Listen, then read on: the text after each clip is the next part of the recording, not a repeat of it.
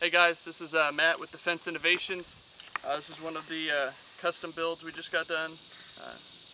Kind of finding parts for now anymore.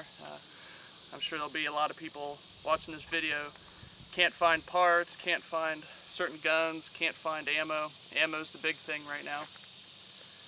Some places it's kind of coming around, but the prices are still pretty outrageous. But I was waiting for a long time to get the funds together to get one of these put together, and I'll tell you all what's on it. So we'll kind of start, make sure that we're empty here, no magazine in the mag well.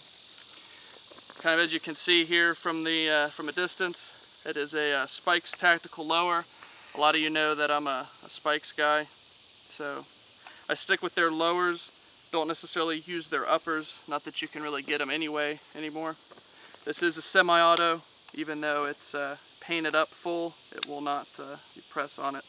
It won't go all the way back, unfortunately, but I don't need that kind of trouble in my life, so no sense in getting a full auto unless you're authorized to have one and can find one. So this one's not full auto. I know, sad face, but no full autos for us. Starting off, we got the Magpul ACS stock on here. The Magpul rubberized grip, which I like, being rubber. I just like the texture. We got the Battle Armaments ambidextrous safety. I'm a lefty, so that's kind of something that I prefer. Now for the upper, I have a Bravo Company 16-inch mid-length gas system with the Viking tactical front end rail, the Magpul AFG2. I've got a Surefire KX4. I haven't gotten into doing all the wiring and the pad and stuff you see up here. There's already rails up here on the free float tube. All I did was I got I think it was a pretty small scope ring, and mounted it to the rails and got the flashlight in there, and it actually works really well. So when I'm coming up, I can just kind of push forward and it'll activate the light. So it's not the $400 or $500 light system that I've seen a lot of people running, but it works very well for what I use it for. At the very end, I've got the Spikes tactical dynacomp, which works very well. There's very little felt recoil. I'll probably be splicing in some video we took earlier of just a standard A2 flash hider.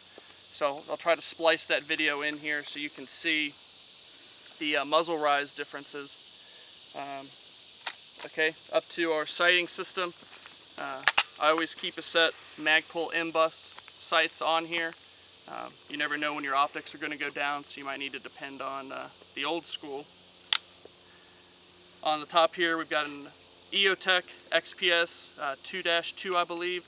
It is the one that's got the double drop reticle, so you're looking, you've got 2 dots, so when you get out further, I can't remember exactly, I think it's 200 yards, you want to pop up to the bottom reticle. And then I've got the EOTech Generation 3 magnifier, which is a 3-power scope. On the inside, it's pretty standard Bravo Company bolt carrier group, which I have never had an issue with them. And you can't really see it because it's inside, but there's a Timney 3-pound trigger in there, which in my opinion makes a huge difference just for trigger reset and trigger sensitivity, and just the faster you can fire, so, and still staying legal. Other than that, if you look down range about 50 yards, 55 yards, we did have a silhouette target down there. Now we just have a color changer. I don't know how easy it would be to see from down here, but we'll just go ahead.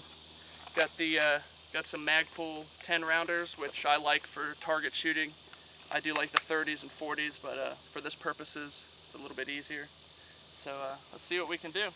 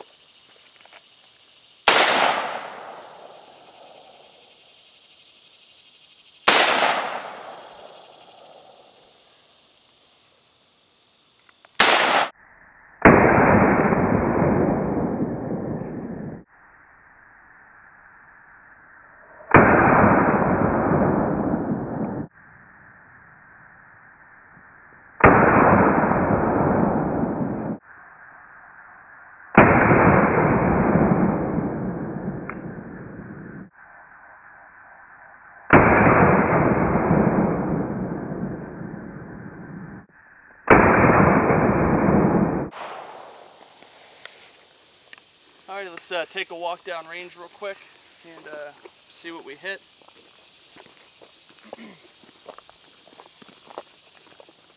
I just got this gun together within the last few days, so this is kind of the first shots we've been taking with it. So we'll see what happens. Give me an indication of how I need to zero it.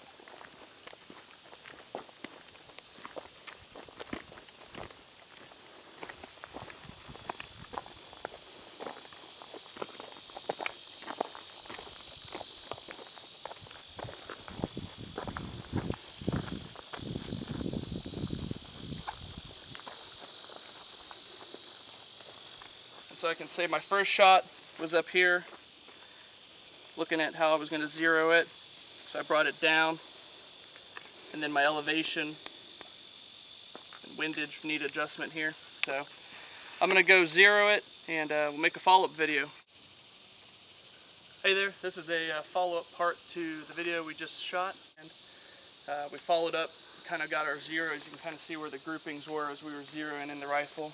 Had a pretty tight grouping here, tight grouping down here, and then we just kind of went around at 50 yards on the smaller targets.